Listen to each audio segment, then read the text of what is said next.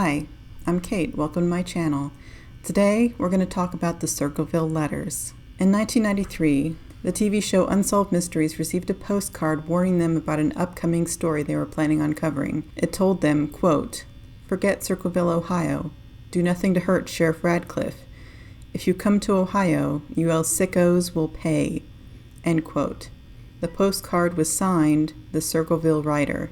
So, what in the small town of Circleville, Ohio was so important that Unsolved Mysteries was interested, and why was someone threatening them over it? It all started, or so it seems, back around 1976, when residents of the town began receiving strange letters from a mysterious writer. Back then, the town had less than 12,000 citizens. Aside from the annual Pumpkin Festival every October, the biggest thing to have happened recently in Circleville was when a man named Lee Holbrook, the husband of an employee of Bingham's drugstore, had brought a box of dynamite into the store, and in a struggle with staff members, an explosion occurred that destroyed several buildings on West Main Street and killed Holbrook as well as 4 employees. But that had happened nearly 10 years ago by the time the letter started arriving. The first letter was sent to Mary Gillespie, who was a school bus driver, and informed her that the writer knew she was having an affair with the school superintendent, Gordon Massey, and told her to stop. It told her, quote, "I know where you live. I've been observing your house and know you have children. This is no joke. Please take it serious." End quote. There was no signature and no return address, but the envelope was postmarked Columbus, Ohio, which was about 30 miles away. Mary apparently received at least one additional letter, but didn't tell anyone about them until one was eventually sent to her husband, Ron, telling him about the supposed affair, and that if he didn't stop it, he would be in danger. Ron obviously wasn't happy getting a letter telling him his wife was having an affair. Mary fessed up about getting the other letters from the same sender, but managed to assure him that the information about her and the superintendent wasn't true. The writer threatened to go public with the information if they didn't, but the couple say they only told 3 people: Ron's sister, Karen, and brother-in-law, Paul Freshour, and Paul's sister. After Mary told the group that she had an idea of who might be sending the letters, the group decided to write some similar letters back, essentially saying, "We know what you're up to, and you'd better stop."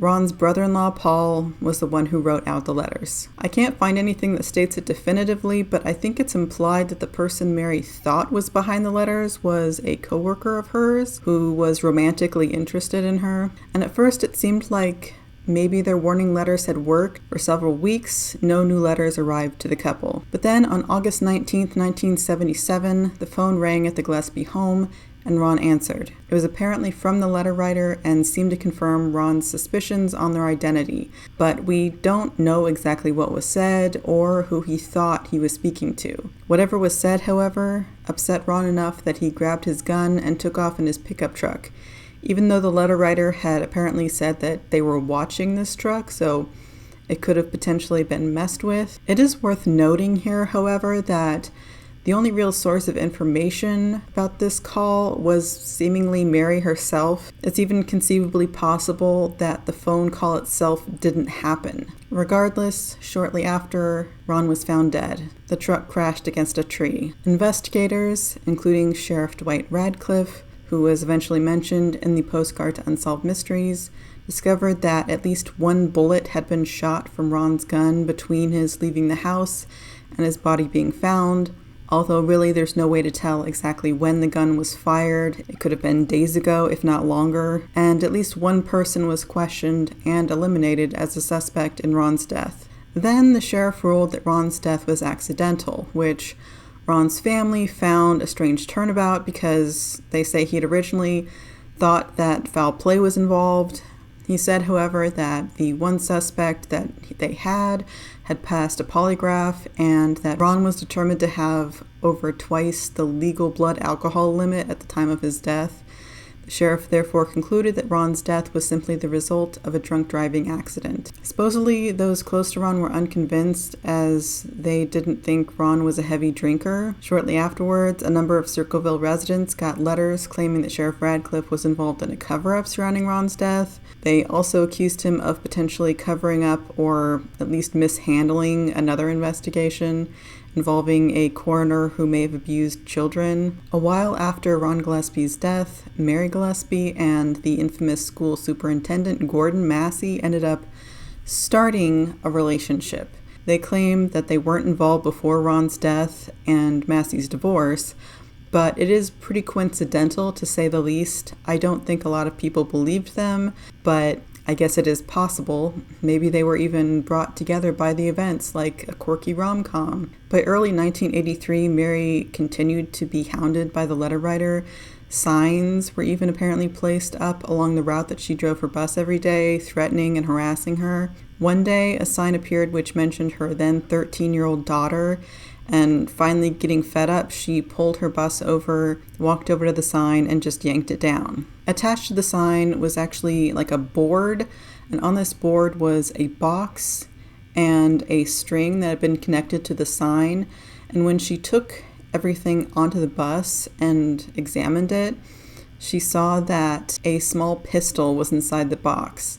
It was a booby trap that had been intended to fire the pistol at whoever had taken the sign down. Fortunately, Mary had ripped the sign down in a way that the gun didn't go off, and it was, in fact, pretty crudely set up and was not very likely to shoot anyone. Whoever had set the trap up had made some attempt to file off the gun's serial number, but tests were able to clarify it in a way that they could read it, and it was traced to someone who had sold the gun to Mary's brother-in-law, Paul Freshour. At that point, Paul had recently split from Ron Gillespie's sister and claimed that although he had owned the gun, he fully owned up to the fact that it was his. He said he hadn't really seen it in a while and couldn't really account for what happened to it, so it must have been stolen. Shortly afterwards, Sheriff Radcliffe had Paul come in to take a handwriting test, likely out of either a belief that Paul was responsible, not only for the booby trap, but also the letters, or if you believe that Radcliffe was involved in a cover-up to frame Paul. And there's people who definitely believe that he was involved because the way that the handwriting test was conducted really was not proper. Instead of just collecting a sample of Paul's handwriting, Sheriff Radcliffe allegedly told him to try and copy the handwriting from the letters, which he put out right in front of Paul and told him, make it as close to this as possible, which obviously is not the proper way to conduct this sort of test. At this point, you have to assume that Paul knew the sheriff was clearly targeting, but Paul claims that since he was innocent, he didn't feel like he had to worry about it, and he took Radcliffe to his home and showed him where he typically kept his gun in the garage, and then Radcliffe took him back to the courthouse and arrested him, charging him with the attempted murder of Mary. To be fair, there was some evidence against Paul, even if a lot of it was circumstantial. Of course, the fact that the trap had been made with his gun was the biggest strike against him. Also, he worked at a brewery in Columbus, Ohio, where the letters were postmarked. I also found an article from around the time where he supposedly confessed to writing about 40 to 50 of the letters that were received. But later it seems like he refuted that. He says he never said that, and there's no recording of him saying that, so it's really the sheriff's word against his. It's also possible he may have referenced the 4 to 5 letters that he had written on Ron and Mary's behalf to who they thought was the one sending them the letters, and the sheriff just misconstrued that, intentionally or not, but it's really impossible to say. Paul's trial began on October 24th, 1983, and although they weren't part of the actual charges against him, the letters were a big piece of the evidence. It was reasoned that if he was the one sending out the letters, he was clearly responsible for the sign and booby trap, which, is a fair assumption, but I'm not sure what the motivation would have been for him sending out all the letters and specifically targeting Mary.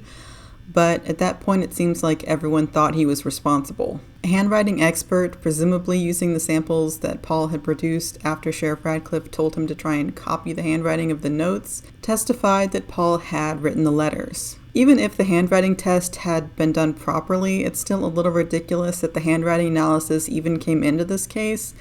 The letters were written in block letters, which were clearly intended not to be recognizable handwriting. Even under the best circumstances, handwriting analysis is far from definite anyway, but it was really the main evidence used against him. Mary also said that she thought that he was responsible because his wife, her late husband Ron's sister, had come to Mary saying that she suspected him. There may be another reason for this, however, which we'll get into later. Also, Paul was supposedly not at work the day the booby trap had been set up. He did have an alibi for most of the day and claimed he was innocent, but didn't take the stand in his own defense and was convicted of attempted murder. He was given a 24-year sentence, and most people probably thought that would be that. Case closed, mystery solved. While Paul was in prison, however, not only did the letters keep going, he himself received at least one, mocking him and saying that no one would ever believe him. Police seem to think Paul was still responsible somehow, but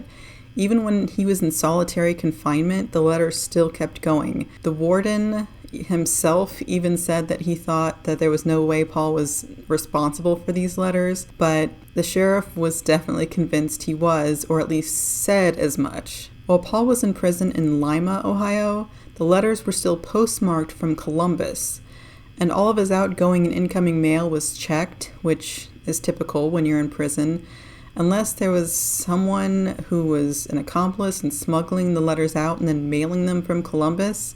There was no way that Paul himself was writing them. Paul didn't become eligible for parole until late 1990 and was denied it because they thought he was still sending the letters. Perhaps, at least in part, because the warden thought that he was not responsible, that there was no way he could be. In 1994, he was finally paroled after spending 10 years behind bars, and he continued to claim he was innocent of everything. Going back a little, back during the trial, a journalist living in Columbus, Martin Yant, started following the case. He's also an advocate for the wrongly convicted, and now he works as a private investigator. He became interested, he said, after the letters continued to be sent, even though Paul was in prison, and he also suspected that it's possible Sheriff Radcliffe was corrupt. He suspected that Sheriff Radcliffe may have been corrupt because he'd been sheriff for a long time. It was kind of a legacy thing. His father was also sheriff, and Sheriff Radcliffe himself had been one of the longest, if not the longest serving sheriff. And the fact that Radcliffe was still so insistent that Paul was still writing the letters when it was impossible just really made Yant question what was going on. And now in 1993, Paul Freshour, and who I assume is his second wife, reached out to Yant, who then wrote an article about the case. And while researching, he came across information about a witness who was also a school bus driver and drove the same way as Mary had the day the booby trap was found. She said that she had seen a man standing near a yellow El Camino in the area where the sign would eventually end up about 20 minutes before Mary would have gone by that day. The man didn't resemble Paul, who had a definite alibi for that period of time, and this information was apparently in the original police report, but they just didn't investigate it any further. After writing the article, Yant says he got a call in the middle of the night telling him to never talk about the El Camino again. Then, after Yant's article, Unsolved Mysteries decided to cover the case and receive their own warning. So, who was the Circleville Writer? Obviously, we don't really know for sure, but there are a bunch of theories. One theory is that Mary herself was responsible, at very least for some of the letters to herself and her husband. Maybe for attention, maybe because Massey didn't want to have their relationship public, and she did. Some people even think she may have been trying to get her husband set up to be killed and sent the letters to set up a different suspect. As I said earlier, we really only have her word for why Ron left the house the night he died. There are other reports that he left calmly, just, kissed his daughter on the forehead and said he'd be back soon. So if that was the case, it seems like he probably wasn't drunk then, but when he showed up later in the car and had more than twice the legal limit of alcohol in his blood, how did that happen then? We really don't know. And like I said, Mary's the only source of information we had. Another theory is that Ron Freshour was involved, again, at least for some of the letters. If he knew about the affair Mary was having, he may have wanted to force her to be honest with Ron, who was his brother-in-law at the time. Then when he was getting divorced from Karen, Ron's sister, he may have been angry and depressed and acted out. There's really not a whole lot supporting him, as at least in terms of a motive, as the letter writer, but there are people who still think that he was involved. At the very least, that gun being his really points in his direction. One of the more interesting theories, in my opinion, involves Karen. Like Paul, it's possible she knew about Mary's affair and wrote the letters to her and Ron because she wanted Ron to know, but didn't want him to blame the messenger if she was the one who told him. Also, during her divorce from Paul, he was initially getting a better deal out of it than she was.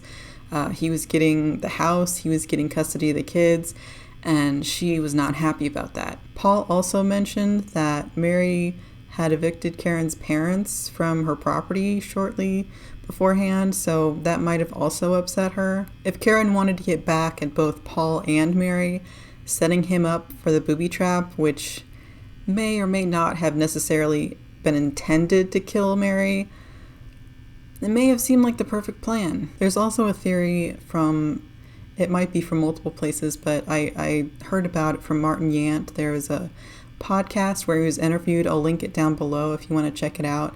But there's a theory where he thinks that Paul may have suspected that his son was actually responsible for stealing the gun to give to Karen, which is why he didn't necessarily have a very good explanation for not knowing what had happened to the gun. He wanted to cover for his son, who may have been manipulated by Karen. I don't know. I feel like he would have at least put out the idea that Karen was responsible. Karen then may have continued to write some of the letters after Paul was in prison just to kind of mock him with him. The three people I just mentioned may or may not have written some of the letters, but I don't think it's possible that any one of them wrote them all. There were hundreds, if not thousands, of these letters sent out over the years. A lot of them had information and allegations which Mary, Paul, and Karen might not have had access to. Some of these allegations were, in fact, proved to be true. The one about the coroner, in particular, that Sheriff Radcliffe had apparently mishandled that investigation. He was eventually convicted of what the letter originally accused him of. I even heard that some of the letters may have had anthrax in the envelope. I'm not sure how easy it is to get anthrax, and I don't want to get put on a list for Googling it, but those letters may have come from someone who was a lot more serious. It seems likely that there may have been multiple letter writers.